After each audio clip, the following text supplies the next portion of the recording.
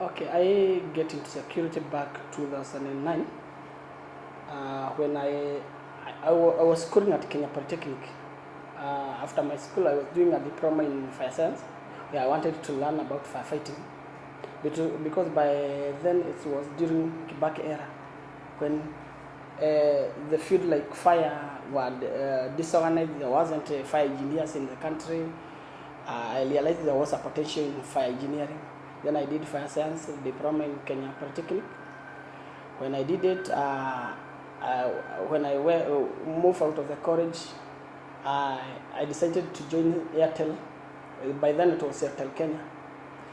During then there was a director, CEO of Airtel was Gerard May, who told us that if we were promoting the Airtel Kenya by then.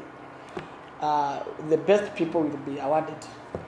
Then when I was promoting the same company, Airtel Kenya, I was given a scholarship by Gerard May to Germany, where I went there for 3 years and schooled, acquired a degree in fire science, fire engineering, those engineering systems. In Germany, we used to call it security engineering, where we had to learn about plumbing, we learn about hydrostatic hose system, we learn more than fire, it was more than fire.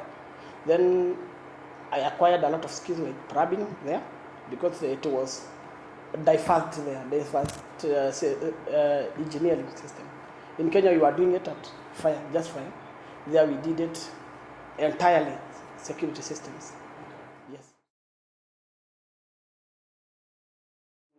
Personally, all systems, all engineering, security engineering system, I can install them because I acquired those skills back in Germany. I can do all those electrical fencing, CCTV, access control, and all that. Yes. When I came in Kenya, I joined a company. I was employed by a company which was doing those fire systems, called LATEC. I worked for a few months. Then I started realizing my potential, that I was so important. Everybody wanted to get in touch with me to work for him. Some people from Mombasa could call me, yeah, are you Peter? The guy Wahindi from the coast, he wanted me to go and help them to install suppression systems, because I was in a position to install any security system. And in Kenya, we didn't have a lot of people who could install those systems. Now I was among those guys who were very potential. I had a lot of potential to work with them. Then I realized I can start my own company instead of being subcontracted every day. Now I had to start my company. On that day, I just woke up very early because there was a guy who wanted me to help. He was just subcontracting me. He had a site at Western Forest Road. He came to my place, he picked me. By then I didn't have car. He picked me with his car, and he took me to Western so that I could look at his site. It was a hotel. He wanted us to install CCTV. I went there, I advised him, he was consulting me about it, how to go about it. Then I went back home. It was on Saturday, if I can recall very well. It was on Saturday. When I went home, because I was from the site, when I went back home, I found the TV crane that there is that who have attacked Westgate on TV. Everybody was telling of the TV. I thought it was just a normal crime for this wanted to steal money from banks and anything like those kind of things. Now I couldn't take it serious. After that, when I heard it was a terrorist attack. By then, the CCTV, I used to install CCTV. I was blooded. Before I was blooded, because I used to school for fire. Everybody blooded me, Peter Fire. Whenever I had a lot of friends of mine, if you ask them, oh, Peter Fire, do you know Peter Fire? I'm known Peter Fire by everybody. But because I had a career, my career could accommodate me doing all those security systems.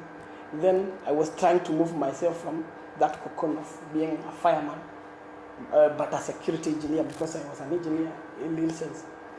Now I was installing most CCTV. Most of CCTV I installed to smaller M-Pesas by then. But after Westgate, the business laws, and there was so much demand on CCTV. I used to install CCTV to small M-Pesas, small supermarket and big supermarket, but by then there were no large scale CCTV. Maybe institution could not, there was no any single institution, even where I learned, even Kenya Power, there were no CCTV anywhere. By then, after Westgate attack, everybody was rushing for security. He wanted to see who is coming in my gate.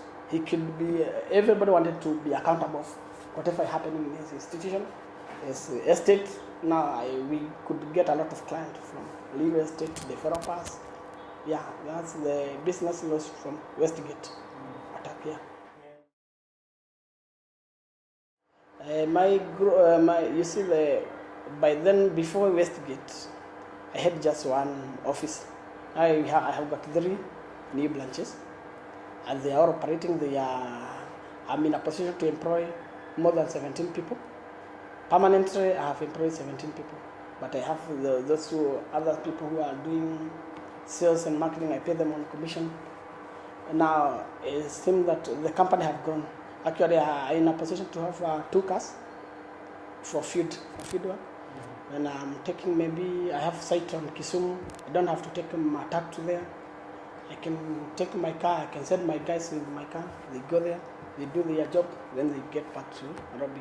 Because it's a big problem for you to have a business while you are transporting heavy stuffs, and now you are relying on matatu. It will take a lot of, it is a very big charge, because you must lose all your things that you are transporting, and they are expensive. Okay, our job is very demanding. Actually, when I have installed to the camera, I can't just install the camera to your place and then leave. I need to already be allowed to that place. When I install the camera in Kisumu, I have to be in a position to manage how I will be helping my client there. After sales service, that there might be, I have installed the camera, the thugs came, the client wanted me to go and pray back the system to show him what happened, and to collect those scripts for evidence, to take them to police, all that kind of thing. I have to be there. I have to send my technician, or I have to go personally. That's why I'm already out of the Nairobi. I'm not always static in Nairobi. I'm already, you found me sometime, I'm in Kabarnet, I'm in all over the country I go. That's why you have to go and help those clients to get the data, to back up their data, all those kind of things. Security in Kenya, it's no longer a joke for security in Kenya, because you see, even the government have invested a lot in CCTV security system, because you see CCTV are very accurate. When it is 7 o'clock, it will take it at 7 o'clock. This car came, and whatever it has got, very accurate information. You can no longer trust a watchman. You claim there's a watchman there who can't be accurate. Maybe he is a human being. You also need to have a backup for your system. Now the security system, everybody need to. Security begin with me and you. You can just keep blaming the government not doing this. The government is not doing this. How can somebody come to your apartment for several times, a stranger, but you have never known that he had been spying on that place, and finally he came and bombed the place? You are supposed to have the security system. Then I can encourage every Kenyan should be in a position to take security as fast as possible, because we can't keep blaming the government is not doing it. Government can't be everywhere. We need to have security by ourselves.